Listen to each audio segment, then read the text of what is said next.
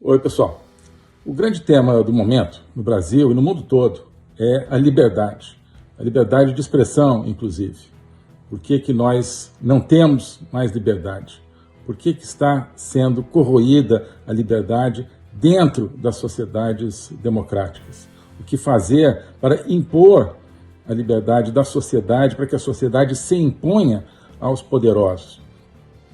Essa noção da sociedade livre está na essência do Ocidente, está na essência do pensamento antigo, está na essência do cristianismo. E esse tema, como a sociedade pode se impor aos poderosos que hoje impõem a sua regra às sociedades. Essa é a proposta da Academia Folha Política, discutir isso, entender isso, ver como nós podemos agir nessa recuperação da liberdade, que é a herança do Ocidente, que é a herança da cristandade. Então, nós temos na Academia Folha Política um conjunto de materiais para isso. Temos o curso de Logopolítica, a política estudada a partir do Logos, que é a palavra que tem que ser livre. A Agenda 2030, que é um programa semanal de análise de atualidades. O curso sobre juristocracia, totalitarismo e resistência política, e outros materiais que já estão lá e outros que irão entrando na Academia Folha Política. Então, nesse momento de uma busca, de um desejo de liberdade, de um sonho de sociedade livre, que pode se materializar novamente, eu queria oferecer para vocês um plano especial para ter acesso à Academia Folha Política, a todo esse projeto no qual a liberdade está no centro. Esse programa especial, essa oferta, consiste na promoção Sociedade Livre, justamente. Então, por R$ 336 por ano, você tem acesso a todo esse material da Academia Folha Política e a participação nesse projeto, que no fundo é um projeto de libertação na Academia Folha Política. Então, R$ 336 por ano, promoção Sociedade Livre. Para saber mais, clique aqui na descrição, no link, e espero que estejamos juntos nesse projeto. Um abraço. Rompeu com Lula, o PT está muito desagradado. Claro que não, tudo isso é programado, né? Então, assim como no tema Elon Musk, também no tema economia, o sistema está realizando essa estratégia dos dois braços do povo, né? Então tem um braço, né, que vai ficar aqui com o desequilíbrio fiscal, e aí aparece o Haddad lá, atacando isso. Não, precisamos ter equilíbrio fiscal. Eu gosto mesmo dos neoliberais que querem equilíbrio fiscal. São dois braços do mesmo povo. Óbvio que são, mas você não vê a cabeça do povo, estão dois braços em cima da água, olha só, tem o Haddad está contra agora, e não, né? Ele quer capturar a onda de preocupação e de indignação que está surgindo na economia, no mercado, contra as políticas econômicas dele mesmo, né? Mas está querendo então se colocar, né, do lado do inimigo, capturar, ou seja, por dentro o lado do inimigo. Então você é oposição, é situação e oposição ao mesmo tempo, é o mesmo tipo de estratégia. Certo? E há outros aspectos aí econômicos que nos fazem prever uma economia muito ruim, mas eu acho que está dado mais ou menos esse desenho. Se a economia piorar muito, talvez venha uma pressão né, por uma troca de políticos, ou por uma troca até de pessoas. Acho difícil que haja um impeachment do Lula por causa disso, mas se houver essa pressão, eles já estão do outro lado, né? Eles estão aqui, tentando ainda resistir, mas já estão do outro lado, atacando. Para que tudo continue como está. Bem, né? Então, claro, existe também a questão dos momentos de oportunidade. Então, o tentáculo tucano, o tentáculo PSDB do povo, os tentáculos, de certa forma, né, tem um pouquinho de vontade própria. Pode estar vendo uma oportunidade. Olha só, tá ruim realmente essa política aí do PT, tá muito impopular. Então vamos, de repente é a nossa hora da gente voltar. E aí o Haddad, né, PT, é claro, aparece lá para tentar ocupar o espaço dos tucanos e dos PMDBistas nessa crítica de viés liberal ao sistema. Pode ser isso também, mas faz parte da mesma tese, né? Bem, outro aspecto do que está acontecendo, que me chamou a atenção, foi o jantar de ontem na casa do ministro Gilmar Mendes, né? Ministro Gilmar Mendes. Noticiado pela Daniela, né, do Globo, a Globo News, sei lá, que é quem passa as mensagens aí, uma das que passa as mensagens do mecanismo, né, do sistemão. Então diz, olha, ontem teve um jantar na casa de Gilmar Mendes, onde foi o Lula, né, e onde participaram também Alexandre de Moraes, Flávio Dino, Zanin, Lewandowski e o Messias da AGU. Então, para falar das consequências aí dessas críticas abertas pelo Elon Musk, né? Isso aí é o Politburo brasileiro reunido, né? Parte do Politburo, né? São vários tentáculos aí reunidos, e aí, né, sabendo todos que a cabeça é a mesma, né? Plenamente conscientes disso. Então, aí você tem os tentáculos que antes eram mais associados à vertente PSDB, como o Gilmar Mendes, né, e o próprio Alexandre de Moraes, PSDB e PMDB, né? Não esquecendo, né? Gilmar Mendes é oriundo, né, do PSDB, e o Alexandre de Moraes é oriundo dos governos PSDB e PMDB, né? Foi nomeado pelo Temer, inclusive, para o Supremo, né? Então você tem esses tentáculos, e, claro, tentáculo Lula, PT. Vejam que o Lula levou os seus dois, assim, representantes de confiança, né, no Supremo, que são Flávio Dino e Zanin. Não foi sozinho, né? Levou os seus tentáculozinhos, né, da sua ala no Supremo. E junto com Lewandowski, né, também da sua ala, que faz também essa ponte, né, entre Supremo e PT, já que agora ele é ministro do governo PT, já foi ministro do Supremo, enfim, sempre foi a mesma coisa, mas está ali agora do lado do governo, e o Messias da AGU. Então, que em tese é responsável, inclusive, pelo aparato de censura, né, com esse conselho aí, aquele que tem o olho, né, no logotipo, aquele, tem uma sigla, né, CDEE, conselho de não sei o quê. Não me lembro agora, desculpa, eu não prestei atenção no nome dessa coisa orwelliana aí, mas é o órgão de censura, né, que eles montaram na AGU. Então, claro, isso mostra que o tema esse do Elon Musk é sério, né? Exigiu aí uma reunião do Politburo, e o Politburo fez questão de, né, dizer que existiu essa reunião. Isso aqui é curioso também, né? Isso, não sei exatamente qual é o objetivo deles passarem. Podia ser um jantar secreto, mas eles passaram para a Daniela do Globo que esse jantar aconteceu, talvez para dizer, olha, estamos unidos, tá? Para quem é bom entendedor, terá entendido, olha, tá, tem aí algumas coisas, alguns elementos de Teatro das Tesouras, ou de Teatro do Povo, né? Então, tem o Estadão criticando, a Folha criticando, o Merval criticando. Então parece que o sistema se desfez. Mas não, nesse jantar é para mostrar para aqueles que pudessem estar preocupados com isso, não, aqui é a cabeça do povo, todos os tentáculos estão coordenados. Elon Musk, ele não nos desuniu de forma nenhuma, a gente está fingindo que nos desuniu, né?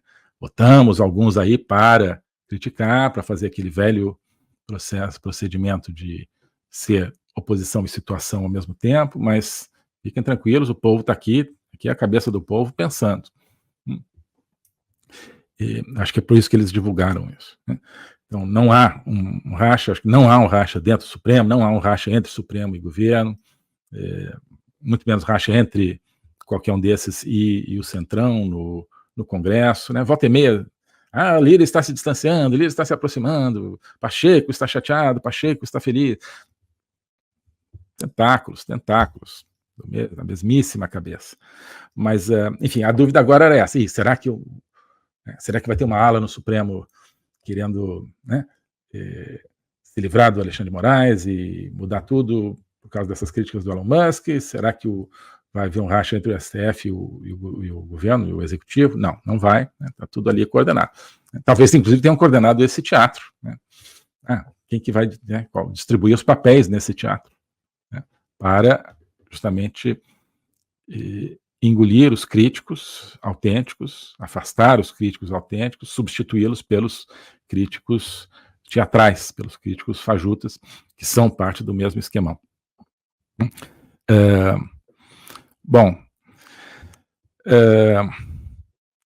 enfim, claro, eles estão diante de certos riscos que só eles conhecem. Também tem isso, e talvez isso tenha sido tema do jantar, né? O Elon Musk, ele abriu realmente uma caixa de Pandora. A gente não sabe ainda o que tem nessa caixa de Pandora, e na medida em que isso venha realmente a envolver o judiciário americano vai investigar. Claro, não vai investigar no Brasil, mas tudo aquilo que foi feito no Brasil, e que foi feito que está sendo feito e por várias pessoas do sistema, certamente terá deixado rastros no sistema financeiro americano, no sistema financeiro internacional. Então, na Bolsa de Valores americana, nas companhias brasileiras. Então, a Lava Jato, quer dizer, já teve desdobramentos nos Estados Unidos. A Petrobras continua condenada na Lava Jato, Odebrecht continua condenada na justiça americana, porque lá, assim, eles são cotados na Bolsa de Nova York. Para eles continuarem sendo cotados na Bolsa de Nova York, precisam respeitar as regras americanas. Se eles conduzem operações de corrupção, isso é contra, então tem que pagar multa, condenações e tal, para continuarem operando no mercado americano. Então, se realmente houver uma investigação americana, comece a puxar, né, determinadas pessoas, né, de repente determinados ministros, vamos ver, né, o que tem aqui por trás desses ataques à liberdade de expressão, o que tem por trás desses perdões às companhias da Lava Jato no Brasil, a reabilitação da Odebrecht, a reabilitação da JBS, né? A JBS opera muito nos Estados Unidos também.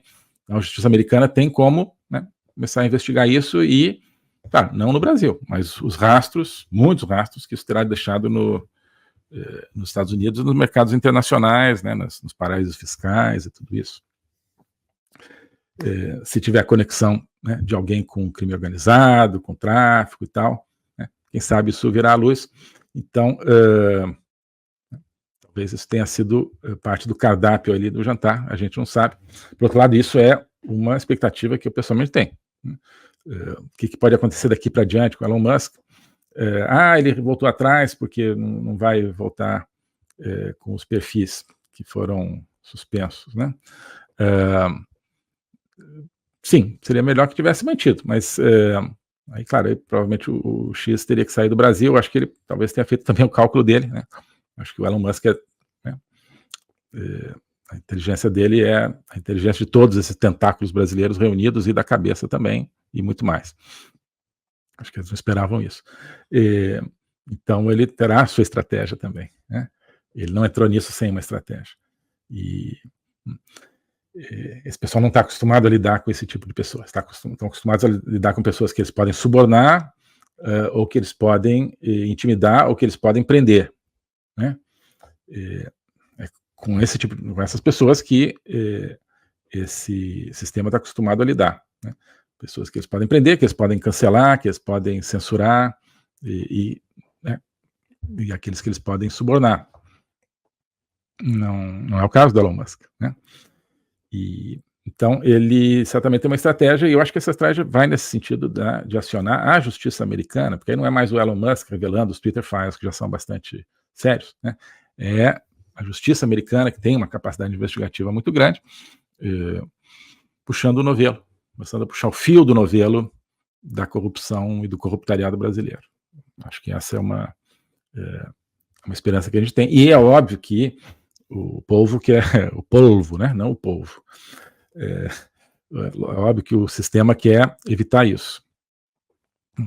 Então, o Politburo deve estar pensando em como evitá-lo. Parte disso é, então, assumir o lugar da crítica, né? Assumir o lugar da crítica. Até onde isso vai, até onde eles vão ser vão ter que levar esse teatro, né, ou não, eles devem estar ainda avaliando, mas estarão formulando as estratégias deles. O globalismo existe, é uma coisa concreta. Ele é composto pelo Great Reset, do Fórum Econômico Mundial, pelo projeto hegemônico da China, pelo programa de manipulação e conquista da América do Sul pelo Foro de São Paulo e outros elementos. E esses elementos eles atuam uns em benefício dos outros, sempre, principalmente através do controle da linguagem, porque o controle da linguagem é o controle do nosso pensamento. Então nós estamos tendo o nosso pensamento reprogramado, e essa reprogramação vai contra a nossa liberdade, vai contra a essência do ser humano. Isso é o globalismo. Com base nesse estudo, nessa experiência, é que eu criei o curso de Logopolítica. Toda semana eu dou aulas sobre geopolítica, literatura, filosofia, cultura de um modo geral, tudo isso em conjunto formando um espaço de conhecimento que eu denomino a logopolítica, para nós não apenas entendermos a ameaça do globalismo, mas podermos nos contrapor a ela. Se você quiser entrar nesse projeto de conhecer o globalismo e enfrentar o globalismo, clique aqui.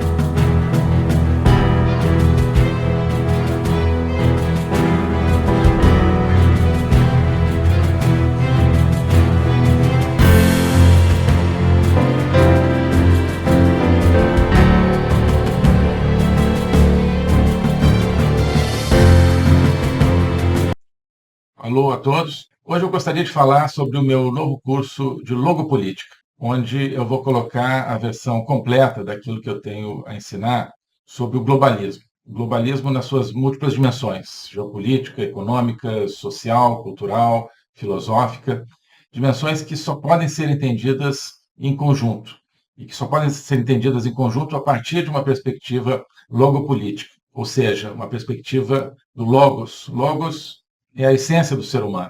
É a racionalidade, mas é também a linguagem e a capacidade de se comunicar e de sentir a transcendência. E essa essência do ser humano está ameaçada e, por isso, a gente precisa entendê-la numa perspectiva logopolítica, portanto, política, ou seja, que tem a ver com a discussão do destino, com a luta pelo destino. Portanto, logopolítica diz respeito à luta e ao combate pelo futuro da humanidade, pela essência do ser humano, que está ameaçada justamente pelo globalismo. Ensinar isso, para mim, é uma missão que eu quero compartilhar com vocês. É uma aventura intelectual para a qual eu quero convidar vocês, uma aventura que é fundamental para que possamos participar da luta justamente por um mundo verdadeiro, por um mundo autêntico, por um mundo que preserve a essência do ser humano, um destino de uma humanidade livre, de uma humanidade aberta justamente ao Logos e a toda a sua complexidade. Nesse curso você vai entender esses grandes combates, quais são as ideias que estão por trás daquilo que ameaça essa essência do ser humano, as grandes ideias que estão se confrontando, quais são as ideias que precisam ser mobilizadas justamente para a defesa, para a preservação dessa nossa essência. Portanto, é preciso entender as discussões filosóficas que não são puramente abstratas, que têm a ver, que têm efeitos diretos na nossa vida diária. Então, quando nós vemos os fenômenos da inflação, da guerra, da carestia, de várias carências no mundo de hoje, nós estamos diante, no fundo, de processos que têm a ver com as ideias. São as ideias por trás desses processos que determinam a sua problemática. Então, essa concepção de um ser humano sem essência, sem transcendência, que nós vemos hoje na nossa sociedade, essa concepção é que tem consequências dramáticas, inclusive na nossa vida material. Atrás dessa concepção existe um projeto de controle total, um projeto totalitário, de domínio. É por causa disso que nós assistimos hoje a fenômenos que nos parecem caóticos, que nos parecem desconectados, mas que vão acabando com a nossa liberdade, vão desestruturando a nossa sociedade, fazendo com que nós vivamos, mesmo dentro de países teoricamente democráticos, cada vez mais dentro de uma sociedade de controle. Então, nós hoje temos, você certamente tem, dificuldade de entender o que está acontecendo no mundo. Isso é decorrente justamente de visões parciais, que eu vou procurar cobrir e conectar. Então, não adianta entender apenas economia, apenas conflitos militares ou apenas algumas questões sociais. É preciso entender as ideias que querem dominar o mundo e as ideias que precisam ser resgatadas para que nós preservemos a liberdade do mundo.